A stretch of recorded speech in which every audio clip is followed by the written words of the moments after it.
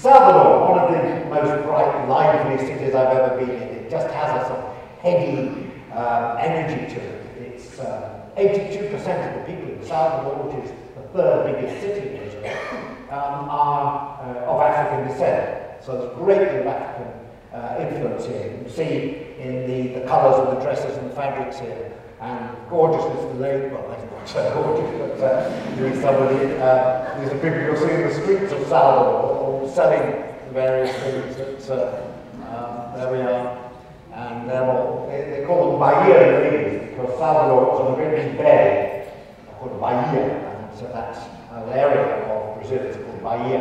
And it's noteworthy for being very laid back, and everyone thinks they're incredibly lazy. I just think that is a wonderful way of life.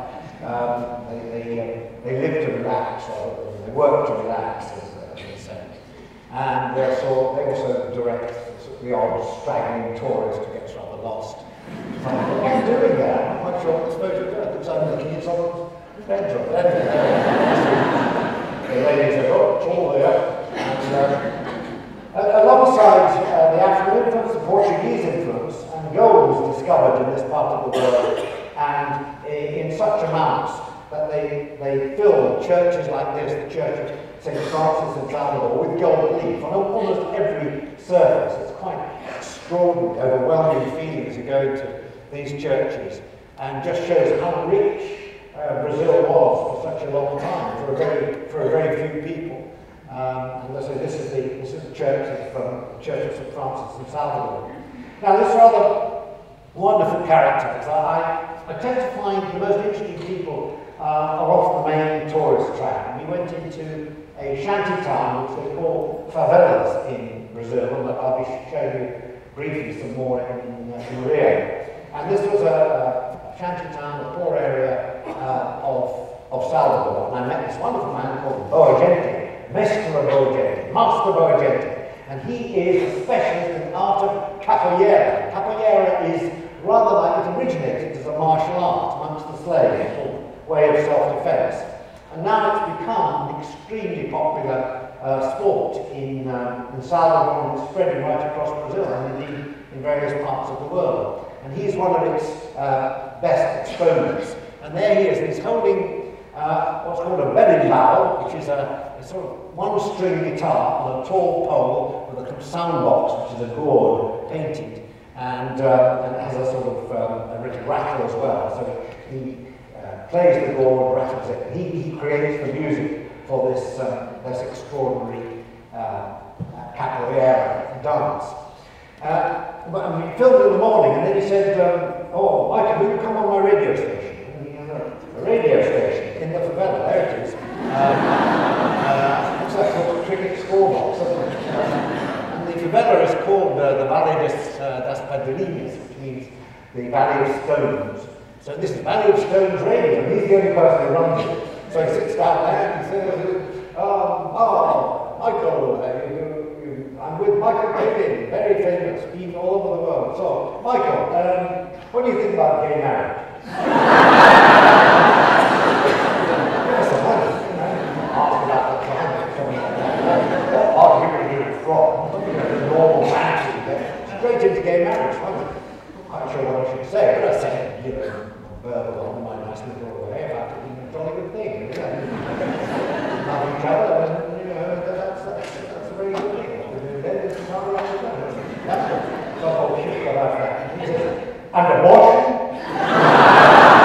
No, I really indeed SH1T because, this is a Catholic country. It's just terrible. So again, I sort of stumbled through it. And he seemed very happy. He said, no, Elvis Presley, it's now or never. And that was very reasonable. And afterwards, I said to my interpreter, I said, what's going on here? I didn't expect all that. And she said, oh, that's Brazil for you. They just want to ask questions, they get straight to the questions. There's no messing about, no sort of padding around the subject. And he said, these are two very important issues of Brazil at the moment. And then Brazil's talking about things like that, and they never used to. Because everyone wants to know about abortion, gay rights, all that very important. So they just ask you questions straight away, that's the way they are. And I sort of discovered this. later on it was quite refreshing once you knew about it. You didn't have to do any sort of panning around, just went straight to whatever you wanted to say. They did anyway. And here's Capoeira in action. He believes in it as a way of sort of bringing the community together. And he says, especially for the younger people in this community, they don't have much to do. There's high unemployment. There's also drug gangs around. You know, will take them if they don't have anything else to do. So he's trying to get the young people, especially, to learn this discipline, this extraordinary dance. It's very fast, very quick. You can't really get a feeling just how fast it is. You see that in the television series, starts Wednesday. The idea is you get close as you can, you never touch the other person. It's quite extraordinary how skillful they are. Not all of them are as skillful. We've got to have a go, haven't we? We've got to have a go. There we are. And abortion? Yeah, okay. Another part of Salvador, again, one of the small barrios, the poor neighbourhoods, and football being played all over Brazil. They're very, obviously very keen that it's a national sport. It actually was introduced into Brazil by a Scotsman, a man called Charlie Miller, in about 1900. And all the people who played were sort of British expats, so all the early clubs were made up of British expats.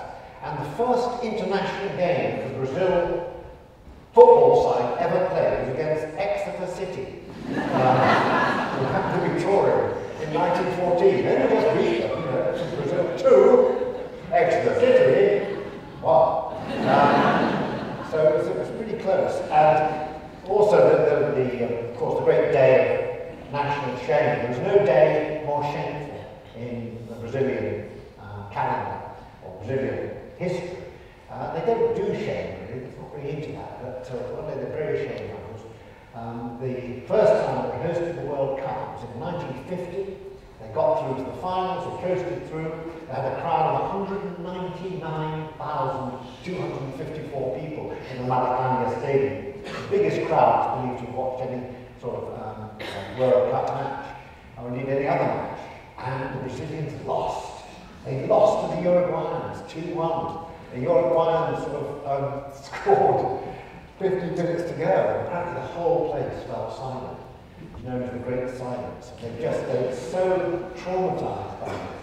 And it gave them a terrible inferiority complex. Of course, they then went on to win 6 World Cups, so it obviously didn't matter. But in 2014, they're going to go, the World Cup will be in Brazil, and they have got to win it. So no pressure there on the team. And here, I think these could be some of the team in the future, not the ladies possibly, but I'm showing you this because this is a Candomble ceremony. Candomble is a religion based on African spirit, spiritual world of African animism, and Catholicism. And the saints, the gods of the African world, they call them Orishas, have their equivalent in the saints of the Christian church. So we call St. Barbara, St. John, and all that. But we were going to see what specifically an African ceremony based on the old sort of where these people came from, Nigeria, Angola, places like that, the Congo, places where there were lots of trees and water. So the first thing you do is sort of purify the ground outside, scatter leaves there. This all just takes place in someone's house. And this gentleman here is called the Pau de Santo. He is the high priest who is going to conduct this religion. He's also a fortune teller. He can read the little cowrie shell.